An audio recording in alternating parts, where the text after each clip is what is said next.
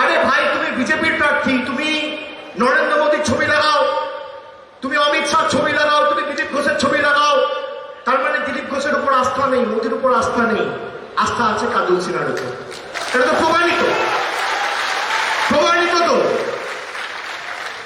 যে পদ্মফুল আর পদ্মফুলের পাপড়ি শুকিয়ে গেছে। পদ্মফুলের প্রতিনিধি এবং প্রার্থীর আস্থা ভরসা এখন মমতা বন্দ্যোপাধ্যায় কাজল সিনহার উপর। হাস্যকর। মানুষকে বোকা পেয়েছে, ভাবছে একটা পোস্ট করে দেবো, একটা ছবি দেখাবো, তাহলে মানুষের সেন্টিমেন্ট পাবো। আরে মানুষ বোকা নয়। খড়দায় মার্জিন কত হয়েছিল মে মাসে? 28,000। আমি দায়িত্ব নিয়ে বলছি, যে ট্রেন্ড আমি দেখতে পাচ্ছি 50,000-এর বেশি মার্জিন হবে। ঠিক আছে, 50,000-এর বেশি হবে, দ্বিগুণ, ডবল হবে। এবং 60 যদি পেরিয়ে যায় তাহলেও কিন্তু অবাক হওয়ার কিছু নেই।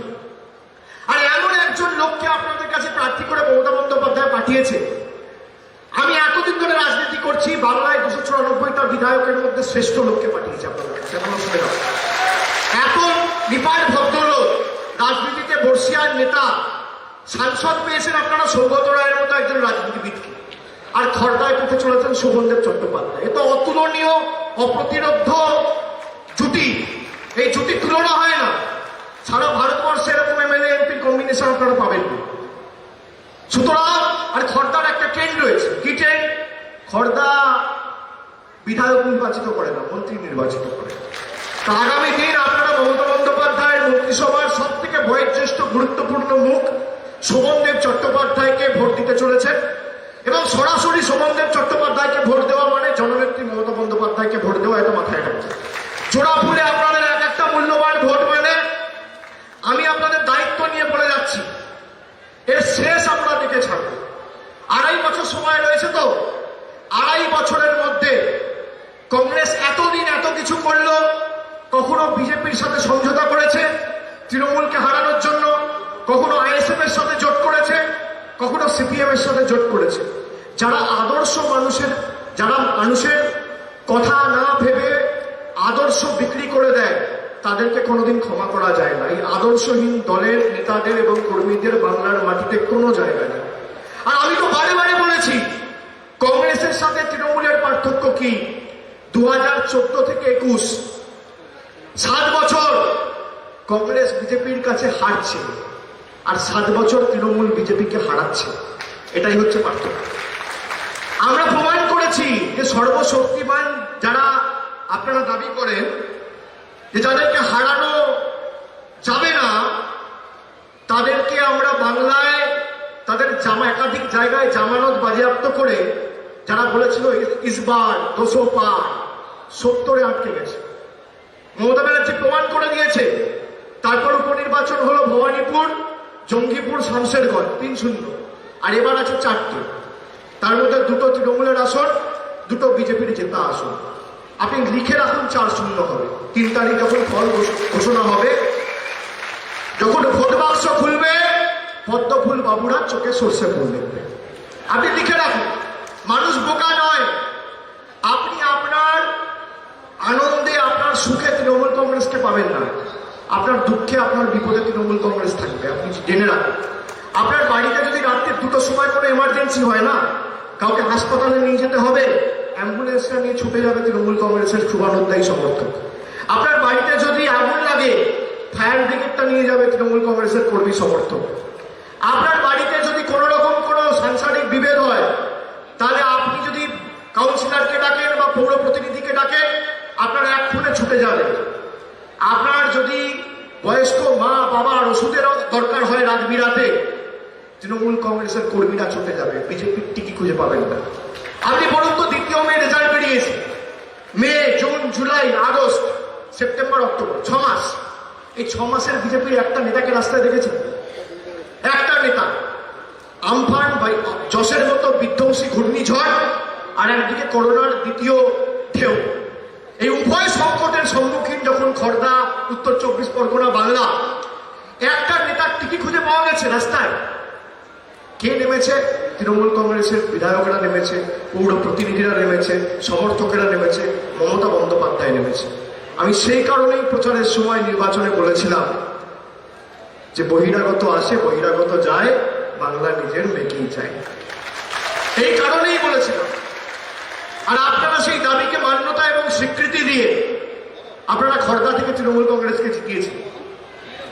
একমাত্র এই জেলায় বনগাঁ সাব ডিভিশনের কয়েকটা আসন ছাড়া যেভাবে আপনারা কৃতজ্ঞতা ভালোবাসার ঋণে আপনারা আমাদের দলকে, মমতা বন্দ্যোপাধ্যায়কে আশীর্বাদ দিয়ে এবং সর্বোপরি কাজল সিনহাকে আশীর্বাদ দিয়ে খড়দা থেকে জয়যুক্ত করেছিলেন, আপনাদের আশীর্বাদ থেকে যেন আগামী দিনে শোভনদেব চট্টোপাধ্যায় বঞ্চিত না হয়।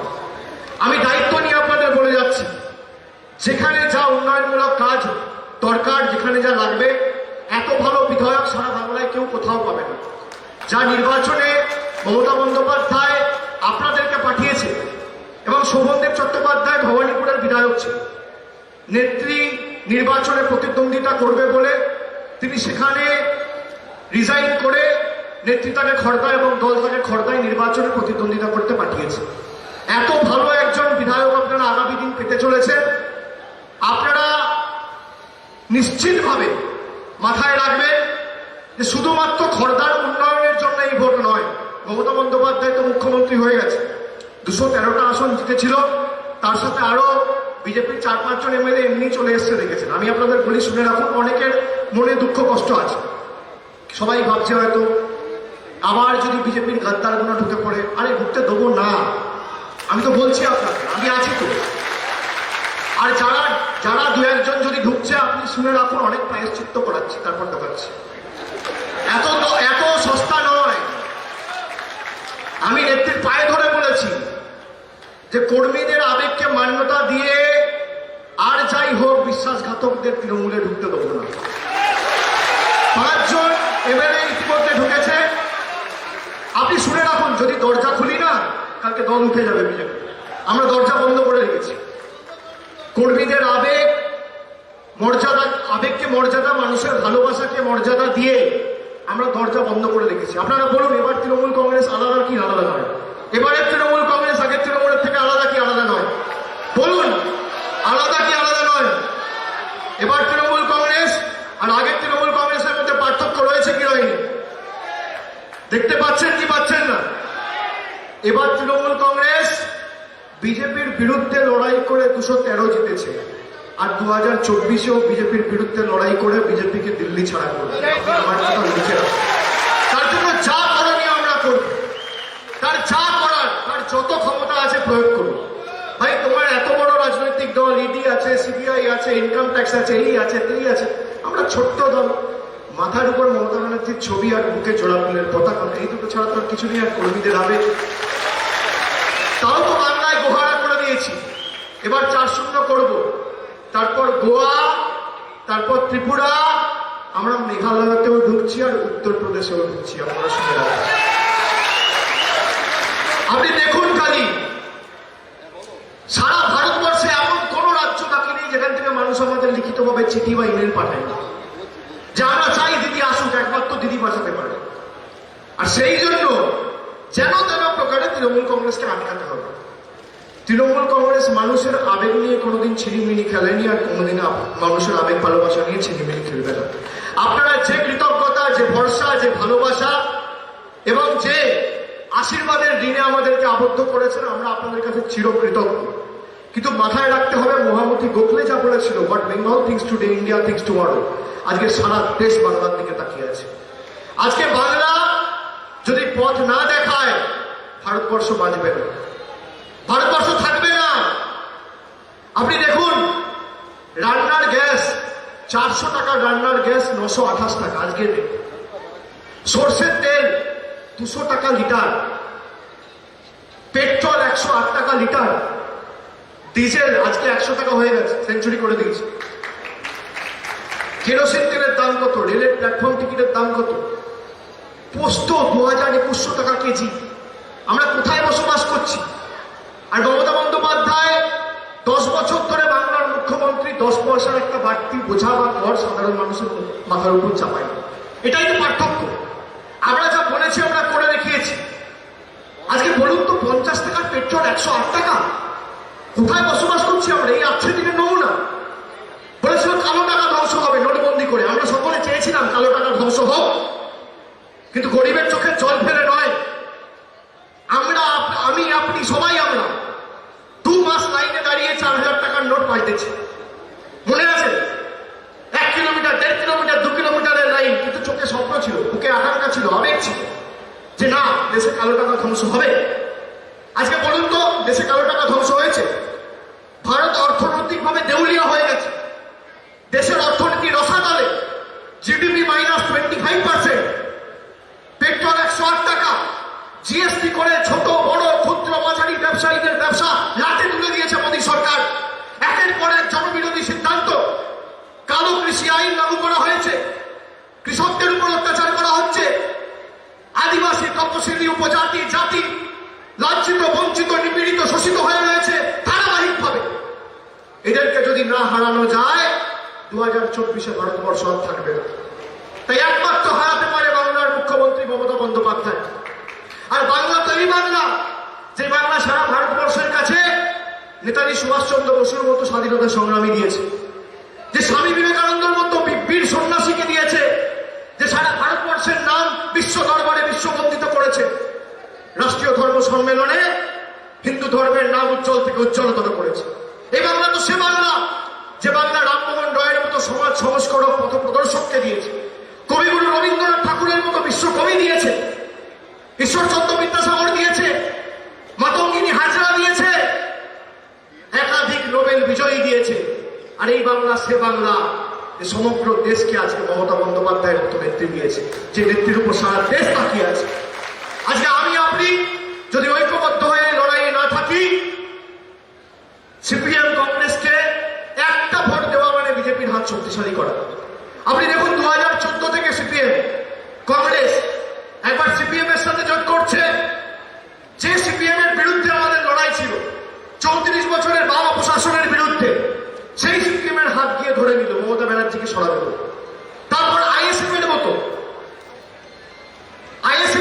একটা দল না সংগঠন কিছুই নেই, যার খালি সংখ্যালঘুদের বিভ্রান্ত করবে বলে, মমতা বন্দ্যোপাধ্যায়কে হারাবে বলে আর বিজেপির সুবিধা করবে বলে তাদের সাথে জোট করবে। আপনি দেখুন মানুষ, এটা হয় মানুষ বোকা।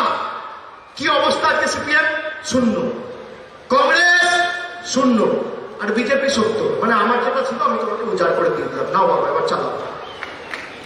আপনি কাকে ভোট দিচ্ছেন? আপনি বলুন তো, একটা রাজ্য, এই যে গোয়ায় গেছে, আপনি জানেন গোয়ার প্রাক্তন মুখ্যমন্ত্রী সৌগত রায় আমাদের হাত ধরে গত মাসে তৃণমূল কংগ্রেসে যোগদান দিয়েছে। গোয়ায় নির্বাচন হয়েছিল 2017 সালে। 2017 সালে সিঙ্গেল লার্জেস্ট পার্টি ছিল কংগ্রেস। কংগ্রেস যখন 18টা আসন পায়, গোয়ায় 40টা নির্বাচনী কেন্দ্র, 40টা আসন, তার মধ্যে 18টা আসনে কংগ্রেস জেতে, 12টা আসনে বিজেপি জেতে।